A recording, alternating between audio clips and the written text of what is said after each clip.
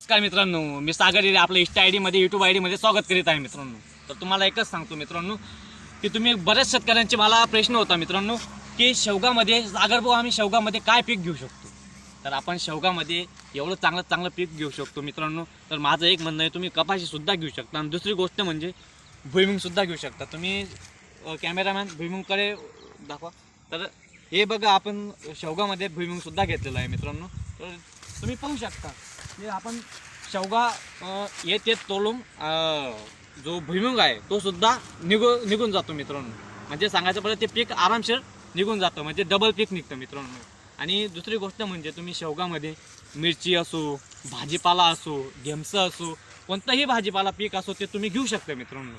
पण माझं सांगायचं एक पर्याय, एकच पीकवर कोणत्याही शेतकरीने अवलंबून राहू नये, कारण फेल जाण्याची शक्यता असते मित्रांनो. समजलं? व्हिडिओ आवडला असेल तर लाईक आणि फॉलो, जास्तीत जास्त शेअर जरूर.